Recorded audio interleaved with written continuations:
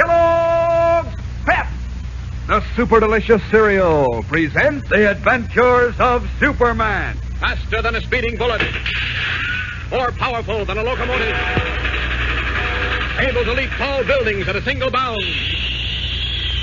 Look, up in the sky. It's a bird. It's a plane. It's Superman. Yes, it's Superman, the Man of Steel, whom the wily Mr. Jones hopes to catch in his cunning trap. In just a moment, we'll join him with his guest, the Laugher. A mysterious criminal leader calling himself Mr. Jones knows the whereabouts of 2 stolen pieces of Kryptonite, the deadly element which robs Superman of his great strength. Superman, Batman, and Police Inspector Henderson twice almost had the elusive Mr. Jones within their grasp, but he escaped them. It is now Christmas Day, and while our friends and the police continue their desperate search for him, the slender, scholarly-looking Mr. Jones is in a small apartment above a Turkish rug shop in the crowded foreign section of Metropolis. He sits huddled in a chair, a blanket across his thin knees, and a shawl over his stooped shoulders. As Tara, his Hindu boy servant, ushers a huge red-faced man into the room, Mr. Jones seizes his crystal and silver atomizer and hastily sprays his throat. Listen. Hello, Jones. Come in, Laugher, come in. Close the door, Tara. How are you, Jones? Long time no see. You'll excuse me if I don't accept your hand, Laugher. You've just been outside and may infect me. Just let me spray my throat again and I'll talk with you. Same old Jones. Still afraid of germs. If you'll take my advice and let a little fresh air into this oven... Fresh air carries disease. Now sit down. I have something important to discuss with you. I didn't think you wanted to wish me a Happy New Year. What's on your mind? A certain piece of kryptonite. Kryptonite? Yes. I want to buy it from you. I don't follow you, Jones. Now, look here, Laugher. Please don't waste my time or yours. You should be aware by now that we of the Crescent and Star know everything. Really? Yes. We know the Scarlet Widow stole the original kryptonite fragment from the Metropolis Museum and cut it into 4 pieces, and that 2 of the pieces are now gone forever. We know that the other 2 were purchased by you and the Vulture for $1 million each. Now, about your piece of kryptonite. I want to buy it, Laugher. Sorry, it's not for sale. I'm willing to pay you a profit, of course. No soap, Jones. Since you know so much, you ought to know why I won't sell. You think it protects you against Superman? I know it does. He can't come within 10 feet of the stuff without passing out cold. But No, there are no buts, brother. Once before, Superman caught me and broke up the sweetest string of rackets in the country. I don't intend to have that happen again. It will, though, unless you do business with me. Now, look, Jonesy, don't get any foolish ideas just because I walked into this room alone. And just in case you've forgotten who I am, I can put a half a dozen slugs in you and that Hindu before you can get that fancy spray bottle up to your mouth. Don't be childish, Laugher. Just be I careful. tell you again that unless you do business with me, you'll be back in the penitentiary very soon. What do you mean? Superman knows you have the kryptonite. What? Yes, the Scarlet Widow talked. Why, she wouldn't, not the widow. She talked, I tell you. The police cornered her and she talked. She was dying from a bullet wound and told the police about you and the Vulture. I don't believe it. I would have heard if she'd been shot. Inspector Henderson is keeping it quiet, just so you won't be warned. He and Superman are turning heaven and earth to find you. Well, I'll take my chances with the cops, and I'm not afraid of Superman. I've got the gimmick to stop him. You talk like a fool. The kryptonite is only valuable against Superman when he doesn't know you have it. But knowing you do have it, he'll be careful. He'll locate you and then lead the police to you. If he finds me. My dear fellow, you know the Crescent and Star gang are international spies. You and every other important crook know that for a price we would furnish the present whereabouts of any other crook or spy. We keep a running file on everyone who might be of use to us. Wait a minute. You mean I'm in those files? How else do you suppose I found you? And the cops and Superman know about my new setup?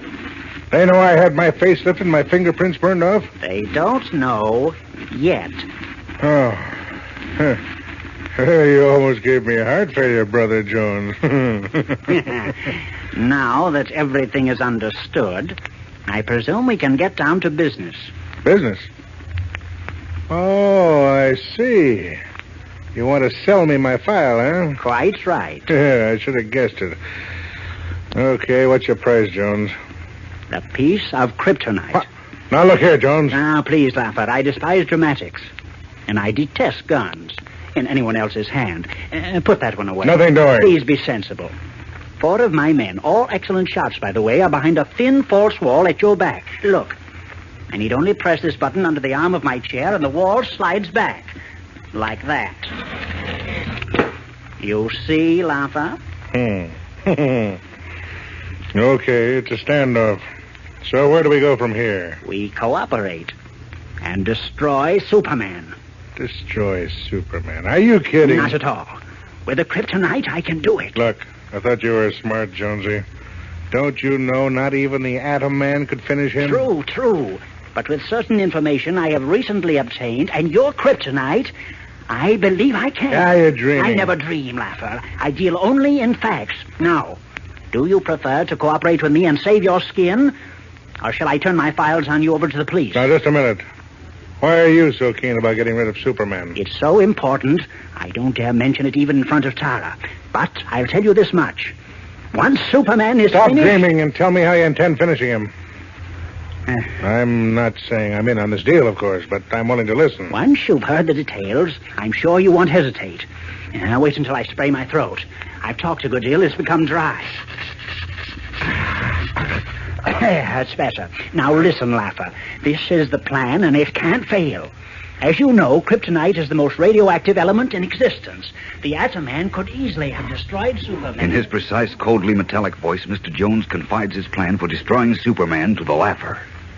A short time later, Jimmy Olsen, cub reporter, enters the almost deserted city room of the Daily Planet and meets Beanie Martin, the head copy boy.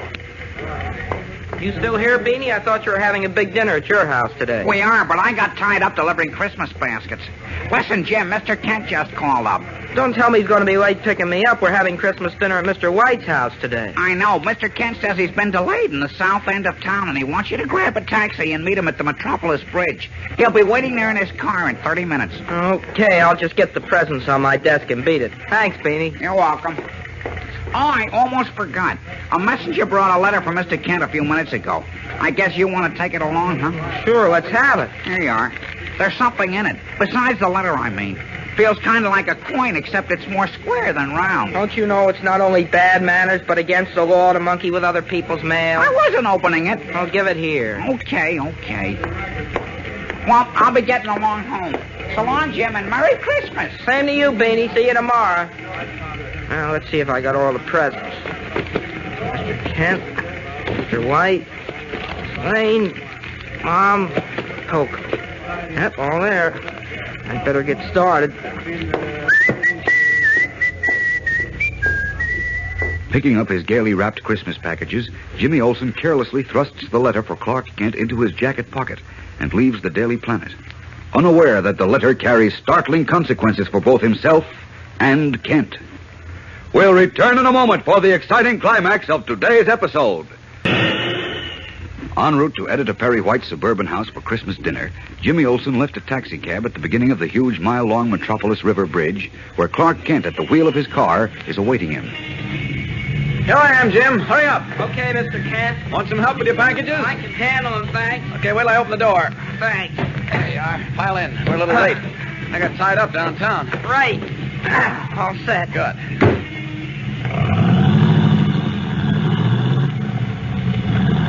No luck with Mr. Jones yet, huh? No, Jim, he fooled us and got away. You know, I never tackled a more slippery customer. Hey, what's the matter? Look out, Mr. Kent, you're crowding the car in the next lane. I see, Jim.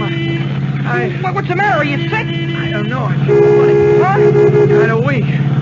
Jim. Yeah? A letter in your pocket. Yeah? Kryptonite in it. Oh, look out! You're headed for the bridge railing, Mr. Kent! Mr. Kent, stop! I can't. Well, give me the wheel. You're running into the bridge.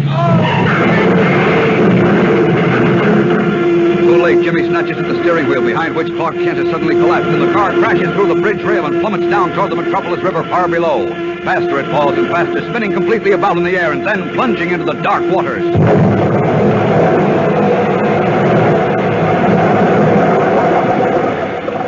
For a moment, the gleaming car tops a scene above the surface of the water, and then it disappears, carrying Jimmy Olsen and the unconscious Kent to the muddy bottom of the river. What happens to Kent, who, as we know, is Superman, and who, a moment before he lost consciousness, gasped that there was kryptonite in the letter in Jimmy's pocket, the letter which had been delivered for Kent at the Daily Planet a short while before. Fellows and girls, Monday's episode is tense and exciting, so don't miss it. Tune in, same time, same station, and follow the adventures of Superman. Kellogg's Pep, the super delicious cereal, presents the adventures of Superman. Faster than a speeding bullet. More powerful than a locomotive. Able to leap tall buildings at a single bound. Look, up in the sky. It's a bird. It's a plane. It's Superman. Yes, it's Superman. And today, his nemesis, the deadly Kryptonite, has again loosed its power against him. We'll learn the outcome in a moment. Aware that a powerful racketeer known as the Laugher had purchased one of the 2 stolen pieces of kryptonite, a strange green glowing element which robbed Superman of his great strength, serious Mr. Jones, leader of an international confidence ring, told the Laugher that with the kryptonite, he could destroy the Man of Steel, even though all others had failed. That day, a letter for Clark Kent was delivered to the Daily Planet, and unaware that it contained a tiny fragment of kryptonite, Jimmy Olsen put it in his pocket and met Kent at the Metropolis Bridge, from where they were to proceed in Kent's car to a Christmas Day dinner at the home of editor Perry White. As they started across the bridge, however, Kent collapsed at the wheel, and his car crashed through the rails and plunged into the river. As we continue now, Kent, who was hurled through a window, has regained consciousness and can see his car with Jimmy trapped in the front seat, sinking through the green depths below him. Swiftly, he resumes his identity of Superman, then freezes, horrified, as he realizes he cannot come within 10 feet of Jimmy without again succumbing to the effect of the green glowing kryptonite in the boy reporter's pocket. Listen. What'll I do? Got to save Jim, but I can't get close to him. No, he'll be drowned. I must save him somehow. Wait a minute. Car's rear bumper is about 10 feet from him. Down to it. Down! Now, if only the bumper will hold the weight of the car. It must. It's my only chance. Up out of the river. Up! There. So far, so good. Now I can tip the car a little, spill the water out of the window like that. There. Now we'll go to... police launch is coming this way. Down to the deck. Down! What's there? Quick, Captain. There's a boy in the back of the car. What? Why, it's Superman. Get him out, please. Give him artificial respiration. For heaven's sake, hurry. All right, Superman. Sergeant Morris, give me a hand here. Yes, sir. Uh-oh. How is he? Can't tell yet. Come on, get him out, Sergeant. All right. Alive, isn't he, Captain? Yeah, he's alive. Oh, thank heaven. Yeah, but he's in bad shape. Got to get the water out of him. Right. Take his coat off. Okay. That's it. Now just throw it over there. All right, now stand by with that pull motor while I apply artificial respiration. Okay, Superman. Are you ready? 1, 2. 1, 2. 1. Anxiously, Superman works over the limp body of Jimmy Olsen as the police crew stands by. Long, tense minutes go by before the boy reporter revives and is carried to a bunk in the cabin below, where, suffering from exposure and shock, he falls into a deep sleep. 2 hours later, he awakens, and his eyes dimly make out the tall figure in the blue costume and red cape standing across the cabin. Superman. Hello, Jim. How do you feel? Oh, I'm okay, but where am I? What are you doing here? You're on a police patrol launch. What? How? I brought you here. You and Clark Kent had a little accident on the Metropolis Bridge. Do you remember? We did? Jeepers, I remember. Something happened to Mr. Kent. Right. He crashed through the guardrail and... Took a ducking in the river. You're all right now. Mr. Kent, what about him? He's all right, too. He is? Uh-huh. Boy, that's wonderful. Say, why are you standing so far away from me? It's because of that letter on the table beside you. A letter? I don't get it. The letter addressed to Clark Kent. It has a tiny fragment of kryptonite in it. No kidding. Where did you get the letter, Jim? Oh, messenger brought it to the Daily Planet today for Mr. Kent. Did you see the messenger? No, Beanie Martin said it was some kid. I can't believe it. Listen, are you sure this hunk of stuff in here is kryptonite? You bet I am. That's why I'm standing over here. If I come within 10 feet of it, I lose all my strength. Gosh, imagine that. Who sent it and why? That's what I want to know. Open the letter, will you? Open it. That's right. But the letter is addressed to Mr. Kent. Yes, I know, but the kryptonite must be intended for me. Go ahead, open the letter, Jim. I'll take all responsibility with Kent. Okay, if you say so. Gosh, look how this piece of kryptonite glows. Ow! Burned my hand. Uh-oh, I meant to warn you. I'm sorry.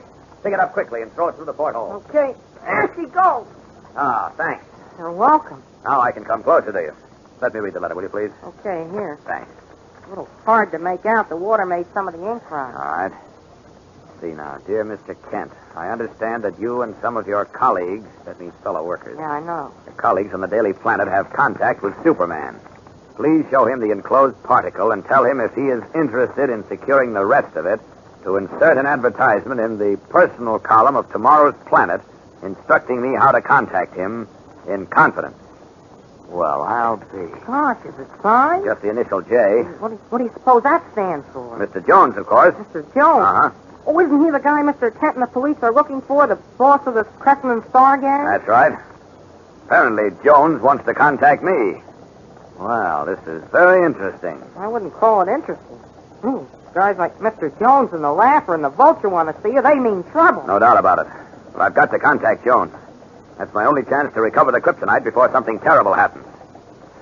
Look, Jim, I'll see Kent and arrange about the ad. You keep all this under your hat, understand? Oh, sure. I won't breathe a word. Good boy. Jeepers, I'm scared. Well, don't be. Just take care of yourself. Oh, thanks again for pulling me out of the drink. And Not at all. watch your step with Mr. Jones. I will, Jim. So long. So long, Superman. Well, I wonder what Jones is up to. He threatened to destroy me, but he knows I won't walk into a trap with my eyes open. I can't figure this out at all. Deeply puzzled, Superman stands for a moment outside Jimmy's cabin door on the police launch, preparing himself to meet Mr. Jones' threat. Why did Jones send the note?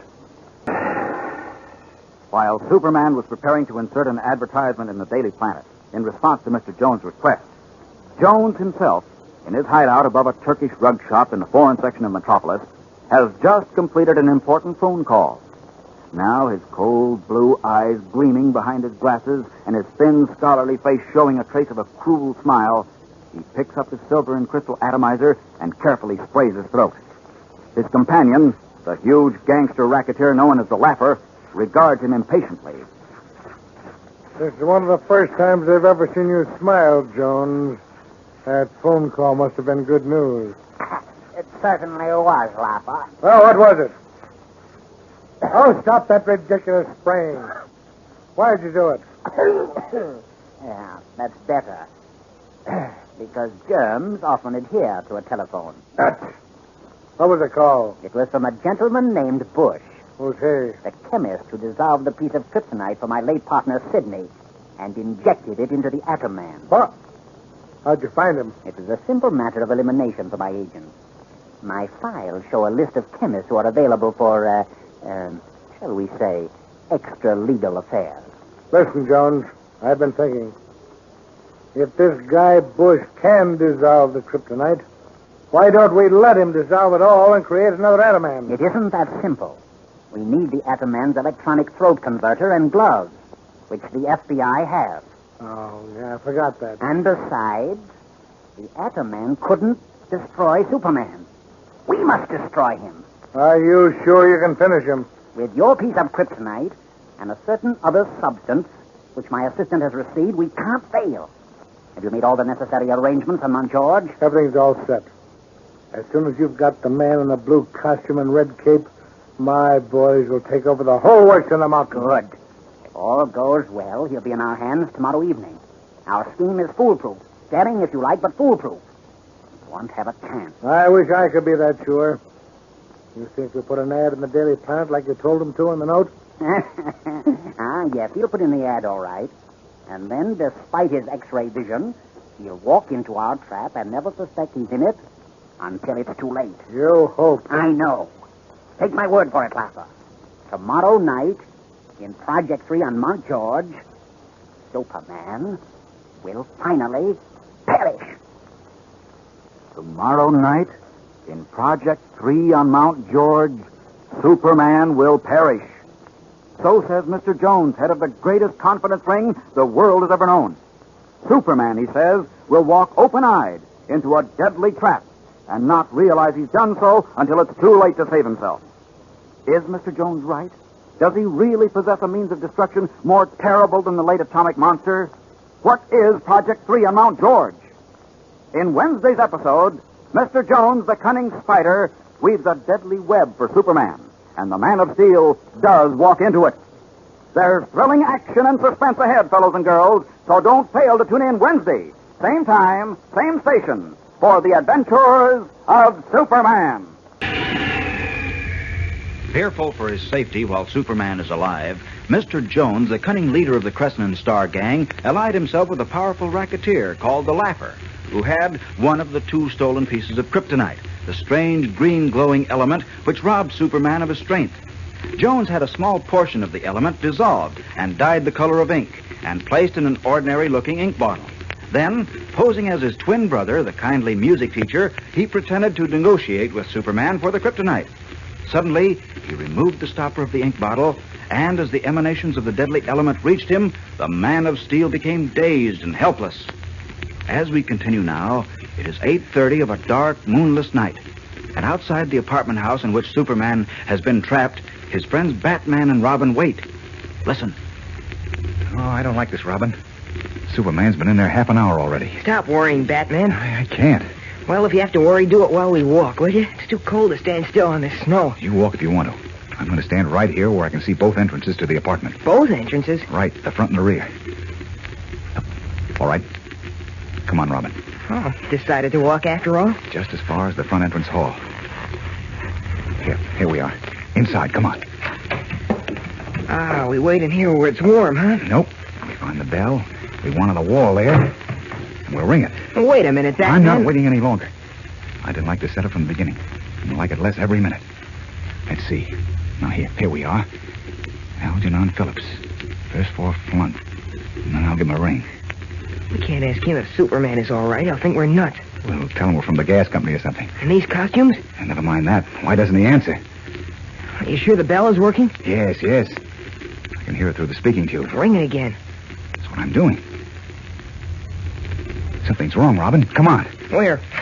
Around the back way. As I remember, there's a transom over the back door. Say, you have got the jitters. That's a crawly feeling I always get on the back of my neck when there's danger. Will you please tell me how Superman could be in danger with Algernon, the music teacher? He's a mouse. He's Jones's brother, and Jones is a rat. Also, he's got the kryptonite. Now, here are the stairs. I see them. Oh, good. Transom's over the crack. I'll boost you up, and you take a look-see. Okay, but we're wasting our time. We'll find out. All right. Up you go. Check.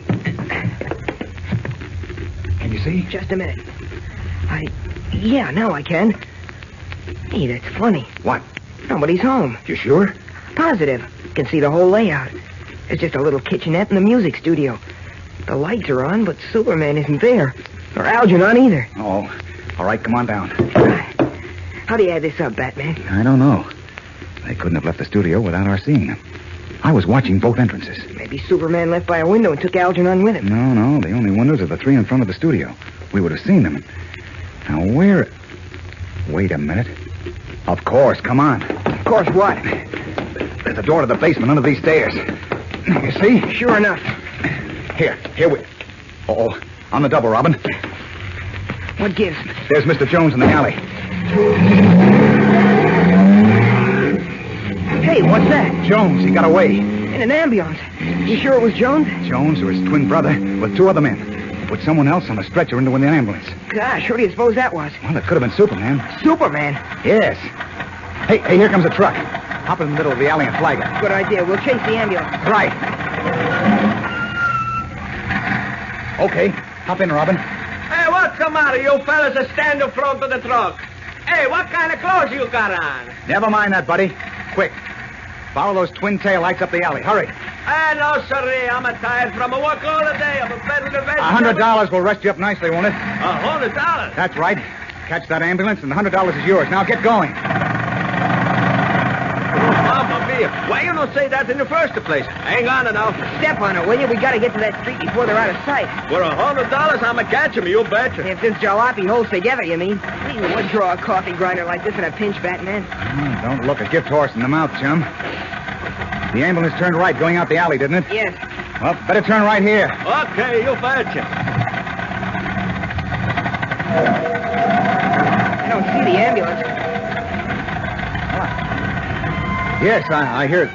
Yeah, the siren, I hear it. Come on, step on it, Tony. Hey, how do you know my name's Tony? I'm psychic that way. Can't you get any more speed out of this buggy? I'm allowed to know, but I'm a try. Hey, you hold on to your hatch. Ain't got enough springs left in the body. I practically got no body left. But let her rip, Tony.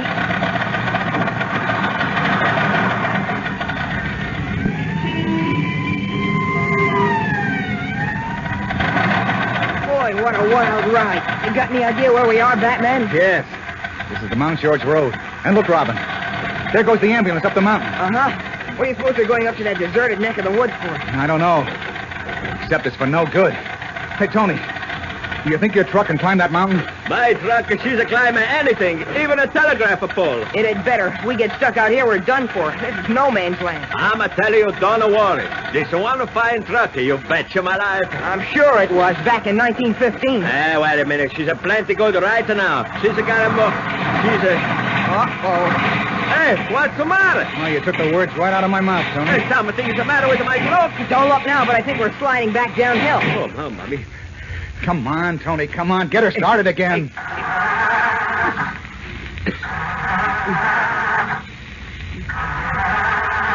I'm afraid this is a dead pigeon, Batman. Something's the matter with my truck. Come on! Hurry, man, hurry. That ambulance is almost out of sight. Oh, that's all, brother. Oh, the battery's finished. Get us a doornail. Uh-huh. Now what do we do? I'm not to know, gentlemen. I'm afraid that Tony's a truck. She's a finish. Dismayed, Batman and Robin sit in the disabled vegetable truck, watching the taillights of the ambulance disappear at the top of Mount George, and hearing its siren wail as if in grim irony. We'll return in a moment for the startling climax of today's episode. In a low rectangular building of stone and steel at the top of Mount George, 60 miles from Metropolis, a strange scene is taking place. A vast laboratory below a domed skylight contains a huge, round, furnace-like object about 10 feet high with steel walls 3 feet thick. Just behind it is a glass-enclosed giant control board, gleaming with dials and small levers. Standing beside it, dwarfed by its size, are a short, dapper Japanese and the slender, scholarly Mr. Jones. Behind them, flanked by Tara, Mr. Jones's Hindu boy servant, and two burly men, Superman, barely conscious, lies on a stretcher on the stone floor. His eyes are glazed, and he is kept powerless to move by Tara, who passes the ink bottle containing the kryptonite solution under the Man of Steel's nose at regular intervals. Mr. Jones is speaking. Everything is ready, Professor Noshima. Yes, Mr. Jones. The Laffer's men easily conquered the few guards who are here. How about the cyclotron? It is in excellent condition. Good. Now, you're certain you can finish Superman? Of course, Mr. Jones. As I explained, the Ataman failed to destroy him because the nuclear fission was not properly controlled. What I have done is to prepare a moderator of graphite in the kryptonite given me by the Laffer. The moderator will slow up fission just enough to ensure a chain reaction. And that will finish Superman? Completely. He will be disintegrated. You're certain of this? You can't possibly be mistaken? Not possibly. Good, Professor Noshima. Excellent. With Superman dead, we will be safe. Then we will get the other piece of kryptonite from the vulture. And you know what we will do then. I do indeed, Mr. Jones. And let's get this over with. Go to work, Noshima. Very well. You, gentlemen, play Superman in the cyclotron, please. Here, I will open the funnel for you. Hurry! Tara! Marco! Okay, Mr. Jones. Oh, don't. You can't do it. The great Superman! No. This is the end of you, my friend. You can't do it, Jones. You can't get in there. Push, Tara. He's inside. Yes. I will now close the cyclotron. Like this. Now, if you will sit beside me at the control board, Mr. Jones, the X-ray machine will permit you to see the end of Superman. Fine, Noshima. Fine. So, we begin the fission of the kryptonite. In just one moment now, you will see the utter destruction of Superman.